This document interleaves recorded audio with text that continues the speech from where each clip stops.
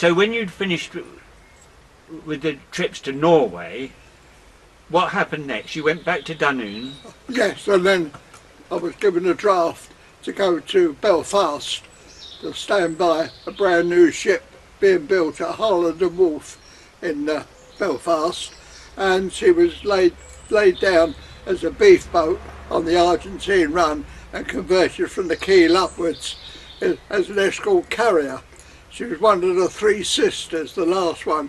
The first one was the Vindex, HMS Vindex, then the next one HMS Narana, and the last one was HMS Campania. And she had all the latest equipment on board, and she was going to be a flagship. In other words, the Admiral was going to use her quite a lot. And when I got there, she was still not commissioned, but I had to be there when all my equipment came in, because the Aztec room was, instead of being on the bridge, as most of the warships were, it was just above the bilge, just right down forward in the lower decks. So we were about 27 foot beneath the waterline. What sort of ship was it? What sort of a ship? Yes. She was absolutely riveted. She had all rivets and steel. She had a steel flight deck, and so she was an aircraft carrier? She was an escort carrier, from the keel upwards. Yeah. A hangar was made, a lift was made in her as well, 80-ton lift to go off the flight deck, and altogether she was a miniature fleet carrier. I think you told me she had 8 fairy swordfish. That's right. And 8 Grumman wildcats. Wildcat fighters. 2 former fighters. Right. Which we lost those one night. And this was because the Navy had discovered there was a gap in submarine detection, wasn't it? That is correct. Well, not so much that. There's a gap in the space of the convoys where no air cover was there except for Catalina flying boats. Yeah. And she was brought in more or less and purposefully built for the northern waters. Well, certainly by sending an aircraft carrier with a convoy, a reconnaissance swordfish could detect U-boats even further away. Oh, that's quite right. And also the fighters could protect the ship against bombers. So when it was launched, what happened? Where did you go when it was launched? Well, we went straight away on trials. Yeah. Off the Isle, speed trials off the Isle of Arran, and then because they wanted us on the Atlantic run, we had to do our trials on the Atlantic. You went down as far as Casablanca? That's right, Casablanca on there. We had to come back for certain engine room repairs on there, nothing serious, but there were twin screws ship. Presumably that was because it was wartime and they wanted to rush the ship into service as soon as they could. Yeah. So describe the Aztec room on board. Well, can you imagine the steel box, what, 8 foot square, with the door leading out to a machinery flat outside, where there was a hatch on the side of the deckhead was a 7 foot ladder fixed to the wall, fixed to the deckhead itself, and a hatch at the top, which was closed all the time at sea, and you had a damage control party in the event of a ship getting hit or anything like that, who'd lock it down. And so you ought to make sure that the damage control party were in place, ready to open up if we wanted to come up quick. And in the on the machine, the space out the side, were 2 iron frames, and these contained all the gubbins for the electrical side of it, and beyond that was a hatch going down below where the dome was. She was down the bottom. The dome was about 17 foot long, submarine shape, and was raised or lowered by a pulley, on the electric pulley on there. And we also had a notice in the... well, you also had, sorry to interrupt, there was a notice on the racks of equipment, but you had a pair of bolt croppers in it. Yes, right, and two hand grenades. Yeah, 2 hand grenades. Yeah. Yeah. So the notice. What did the notice say? Yeah. What The did notice, in the event of the ship being abandoned or captured, the duty operator will cut the cable and drop the dome, which was highly secret. Put a hand grenade in each set, and you have 7 seconds to reach the deck above.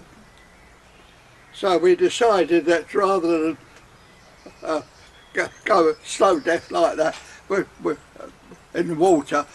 I mean, 4 minutes you were dead anyway. It was so cold.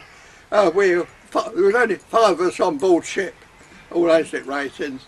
We agreed that the 3 of us who were at the time of action stations, the other 2 worked in the magazine, we would rather go off with a bang rather than die a slow death in the water outside.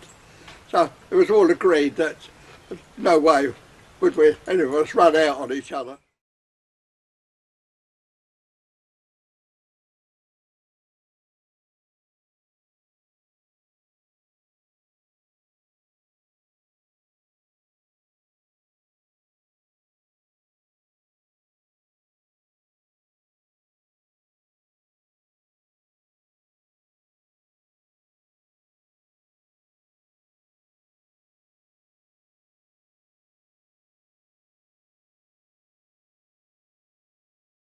So Alec, tell me about D-Day and where you were just before D-Day. Well, just before D-Day, we'd just come back from Scapa Flow, and we were convinced that there was something that was going to happen very shortly, because on our way up all the Scottish islands, they were covered in camouflage nets, there was aeroplanes flying overhead, and we were absolutely convinced that they were going to start invasion through Norway. And it was the greatest surprise of our life when we were ordered down to western approaches, but everything was dummies up there. The dummy tanks, dummy camouflage nets. It was a wonderful, and even Hitler believed it, because he moved some of his panzer units into Norway because he expected a landing there. But tell us about your ship. You left Scapa Flow. Yes, and I was on watch. I had the 4 till 8 o'clock watch, and I came up because we're only allowed half an hour on the set before we had to swap over, because there's only 5 of us on board ship, because I wanted to go ping happy. But nevertheless, at 8 o'clock, while I was relieved, I went up onto the middle deck. I looked out through the embarkation space, and all I could see was houses and trees, and looking the other way, hundreds of ships as far as the eye could see. And as we were at sea level, it must have been about 12 miles with ships on it, and no one knew where we were. But later on, one of the bunting tossers, the signalman on the bridge, who was our they used to send all the rumours down to us, like, because they could hear the officers talking up there. They said, like, we're off the Isle of Wight. I've just seen the Needles. Isle of Wight, what are we doing down here? And then, of course, it dawned on us that the invasion was going to take part. So which day would this have been? You're talking about, which day are you talking about? You're talking about the 4th of June, are you? I'm talking about the 4th of June. Yeah. Yeah, yeah. Because the seas were very rough, and all we could see was small boats taking troops into the various troop ships, and we knew that something was going to happen. But of course, being the straits on that side there was only 22 miles away from France, we knew that it was going to be rather hectic. But all our planes overnight were painted with white stripes on the wings and undercarriage. And that was unbeknown to us until we saw the planes actually flying on there. And was there a lot of seasickness in the bad weather while you were waiting to go? No, well, not with us. No. But the soldiers did. Yeah. They had it very, very rough time. Because, and then when it was cancelled for 24 hours, they were still kept on board ship, and although the seas abated a bit, instead of about 9-10 foot waves, they came down to about 6 foot. We felt really sorry for all the soldiers on board with their tanks and everything else, all the landing craft, flat bottom, rolled anywhere, and it was only on the night of the 5th of June when we realised that the invasion was due any time. We were 27 feet below the waterline. The hatch would only be opened by the damage control people from above. So once we were down there, we were locked in. So we had to get a telephone message to say the padre's on his way with a corned beef sandwich and a cup of Kai, as they called it, K-Y-E. It was like a very thick, yellow, fatted cocoa. Quite enjoyable, really, though. All done in block form and hot water. And I remember the padre coming down the ladder with 5 or 6 tin mugs strapped round his body and a cup of cocoa or Kai in his hand, one-handed going down a vertical steel ladder down to us. When you got to the D-Day invasion, what was your ship asked to do? Cover force. We were protecting the convoy against attacks from the U-boats, and that was our job. And where would the U-boats have come from? Well, first of all we thought they were coming out of Brest, yeah. But it turned out one of them actually came through from the North Atlantic, came through the Arctic, and he managed to get a torpedo into one of the troop ships as he was going across. But we were at the other end, near the Normandy coast. But if the U-boats wanted to come out, how would they have to come out? Well, they'd have to come out on the surface, because the U-boat caves, which had been bombed many times by the RAF in an attempt to destroy it, was a 12-foot concrete roof on it, and it was below the waterline, and for them to come out from their haven at Brest, they had to come out at least on the surface or semi-submerged. And the moment they'd done that, they were in danger for us being picked up by an Aztec strike on there. Once they got into deep water, they would dive deep if we ever allowed them to do that. So hopefully what happened was, as they came out and saw us waiting there with our swordfish and also very different, our 2 chummy boats, which we always had with us, what we call our chummy boats. They were the ones to protect us when we came out from a convoy to stop. They were actually, protection boats for us.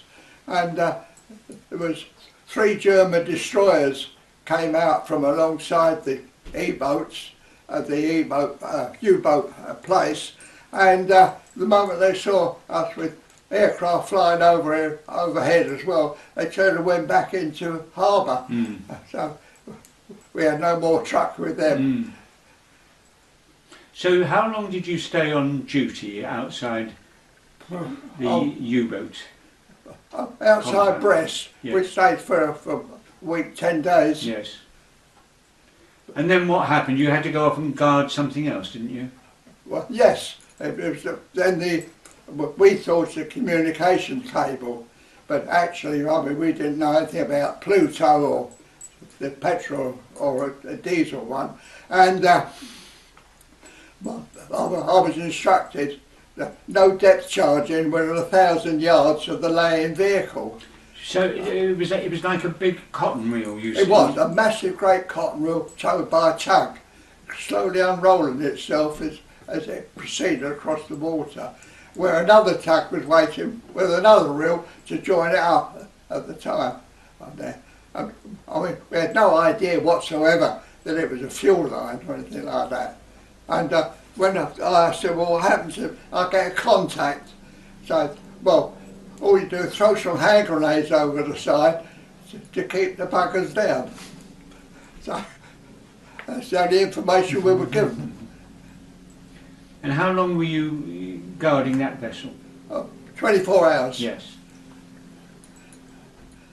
And that was then an end to your involvement on D-Day, wasn't it? Because did you then go back?